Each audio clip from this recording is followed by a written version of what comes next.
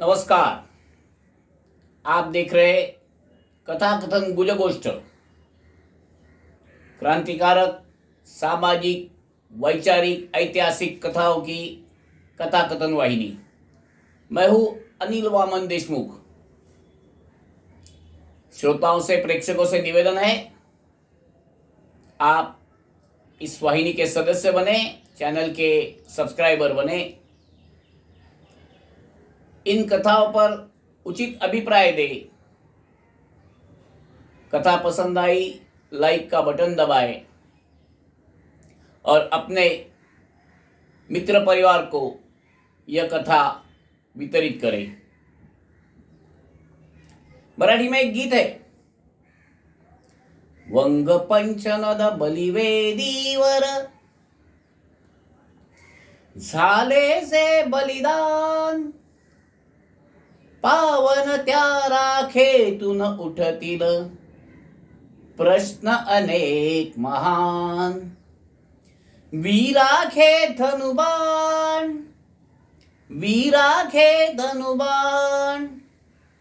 इसका अर्थ है, वंग यानी बंगाल, पंचनद यानी पंजाब, इस क्षेत्र में स्वतंत्रता के प्राप्ति के लिए अनेक स्वातंत्र सैनिक क्रांतिकारकों ने अपने प्राणों का सर्वोच्च बलिदान देकर हौतात्म्य प्राप्त किया।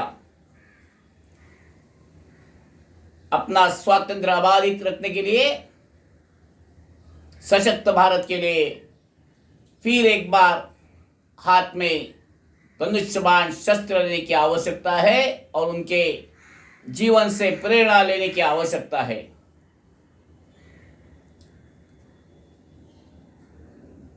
बड़ौदा में एक महाविद्यालय प्राध्यापक इस नाते काम करने वाले महर्षि अरविंदो लोकमान्य तिलक जी के प्रेरणा से बंगाल में पहुंचे।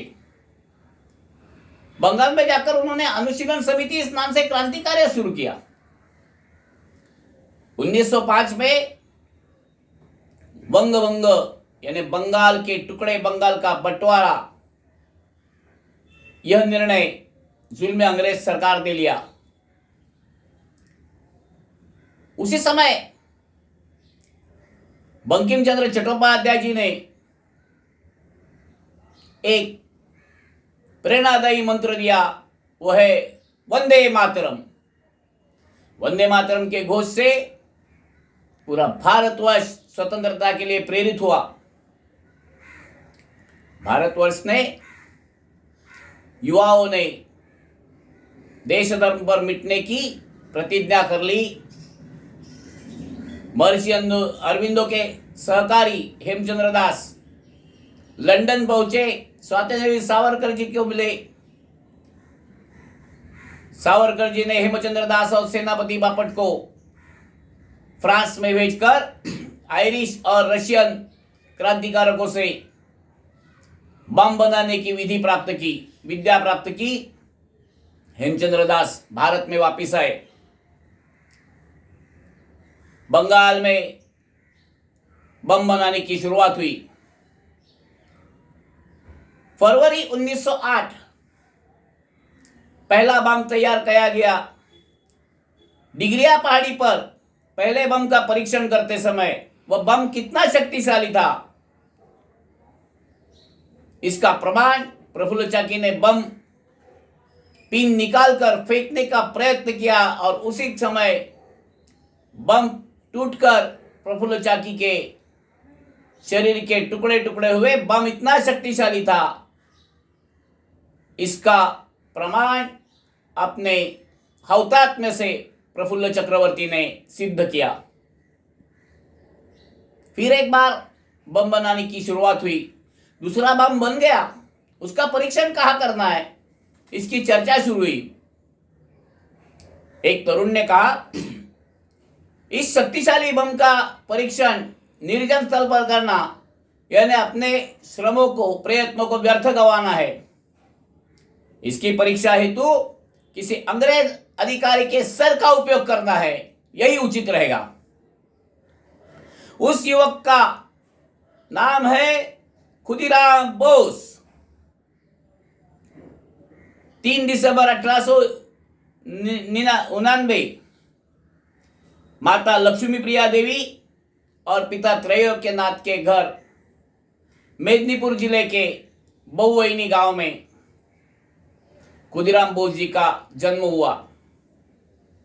बचपन में ही माता पिता की मृत्यु अपनी बहन और उसके पति के साथ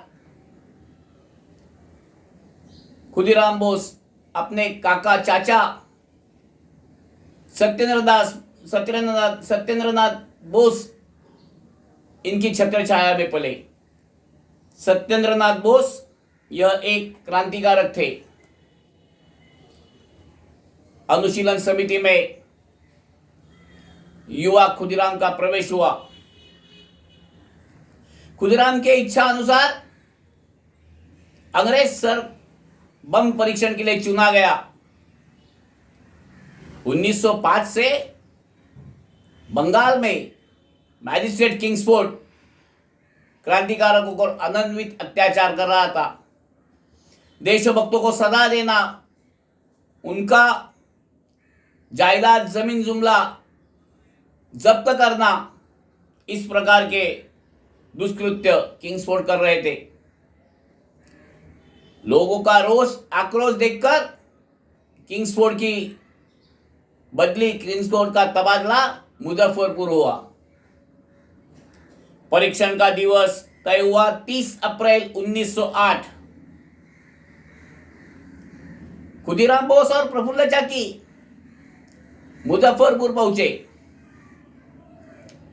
प्रतिदिन यूरोपियन क्लब में जाकर ताश खेलना, नृत्य करना, इस काम में किंग्सफोर्ड व्यस्त होता था। यूरोपियन क्लब के बाहर खुदीराम और प्रफुल्ल चाकी दोनों किंग्सफोर्ड की राह देखने लगे। रात्रि के समय किंग्सफोर्ड की बग्गी यूरोपियन क्लब से बाहर निकली। खुदीराम ने पिन निकालकर बम फेंका। बम के विस्फोट में किंग्सफोर्ड की बग्गी के घोड़ा गाड़ी के टुकड़े टुकड़े हो गए, चितड़े चितड़े हो गए। योगायोग से उस दिन किंग्सफोर्ड उस गाड़ी में नहीं था और केनेडी नाम के एक ब्रिटिश अधिकारी का परिवार उसमें मारा गया। मुजफ्फरपुर से दोनों भाग निकले। भागते भागते प्रफुल्ल चाकी और खुदीराम समस्तीपुर पहुंचे। समस्तीपुर आकर प्रफुल्ल चाकी रेलवे गाड़ी में निकल गया। खुदीराम दौड़ते रहे। प्रफुल्ल चाकी मोकामा घाट स्टेशन पर उतरकर मुंह पर पानी मार ही रहे थे। उनके कपड़े मैले हुए, हाथ पैर मैले हुए, यह देखकर नंदलाल बैनर्जी दारोगा को उनका संशय आया और नंदलाल दारोगा बैनर्जी और उनके साथियों ने, पुलिस ने प्रफुल्ल चाकी को पकड़ने का प्रयास किया। प्रफुल्ल चाकी ने तय किया था कि मैं जीवित रूप में अंग्रेजों के हाथ नहीं लगूंगा। अपने कपड़ों में छुपाई हुई पिस्तौल की नली उन्होंने अपने गले में लगा दी और ट्रिगर दबा दिया और प्रफुल्ल चाकी मोकामा घाट स्टेशन पर हौतात्म्य प्राप्त कर चुके। दरोगा नंदलाल बैनर्जी और उसके साथी पुलिस वालों को भी यह आश्चर्य का अनुभव था। खुदीराम बोस दौड़ते हुए 21 मील दूर बहिनी स्टेशन पर पहुंचे। स्टेशन के पास वह पानी पी रहे थे और उसी समय पुलिस ने उन्हें धर लिया। उस क्षण से खुदीराम बिल्कुल चुप हो गए। एक हंसता खेलता, उत्तेजना से भरा हुआ युवक अपने मुख पर का स्मित गवा चुका। न्यायालय में खटले का नाटक, न्यायालयीन प्रक्रिया का नाटक शुरू हुआ। जुलाई 1908 में न्यायाधीश ने खुदीराम बोस को फांसी की सजा सुनाई और खुदीराम के मुख पर स्मित वापिस आया। उनकी हंसी, उनका हंसता खिलता चेहरा देखकर किसी ने पूछा, खुदीराम अब तक तो चुप थे, अब? खुदीराम ने कहा, मैं अस्वस्थ था कि मैं इंग्रजों के हाथों में लगा हूं और मेरे क्रांतिकारी कार्य में बाधा आई है। अब मैं जल्दी से जल्दी फांसी पर लटक जाऊंगा और फिर जन्म लूंगा और फिर क्रांति कार्य के लिए, भारत माता की स्वतंत्रता के लिए कार्यरत रहूंगा। फांसी की सजा का दिनांक तय हुआ 11 अगस्त 1908।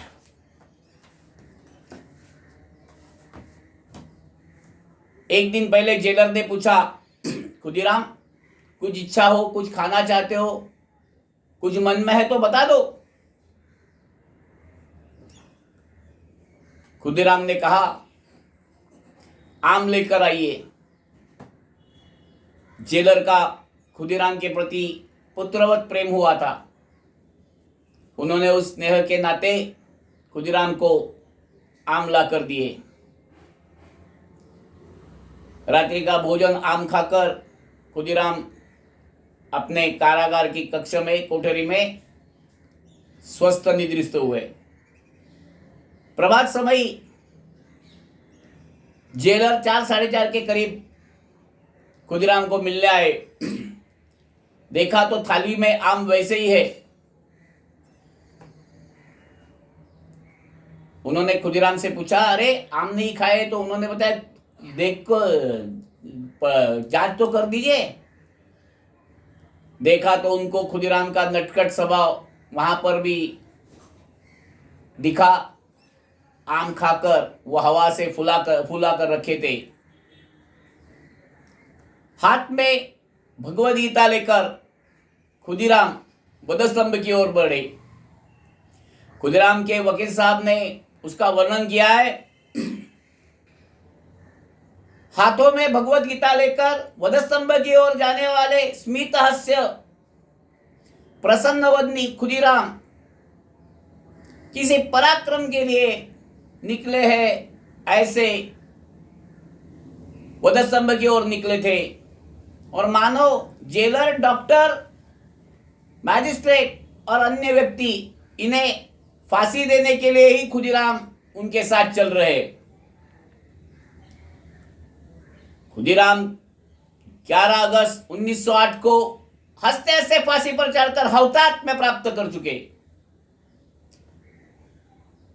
एक अनाम कवि ने खुदीराम के हौतात्म्य पर एक उचित गीत लिखा है।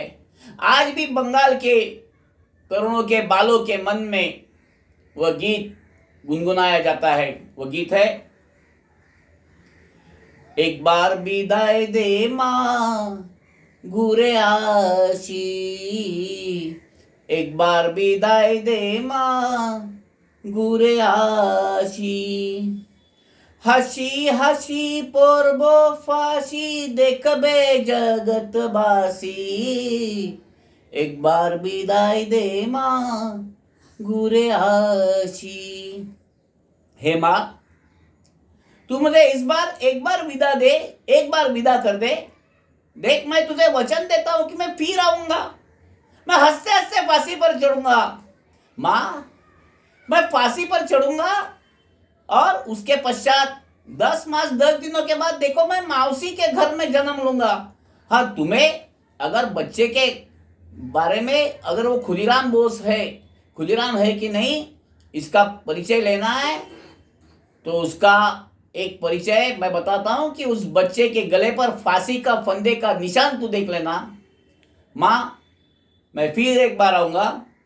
एक बार विदाई दे माँ बुरे आशी, चिंते जदी ना पारिस माँ, चिंते जदी ना पारिस माँ देखबे जगलाय फांसी, एक बार विदाई दे माँ घूरे आशी। खुदीराम बोस जी के इस अतुलनीय सर्वोच्च बलिदान हुतात्मा के लिए उन्हें विनम्र अभिवादन। स्वातंत्र लक्ष्मी की जय। वंदे मातरम।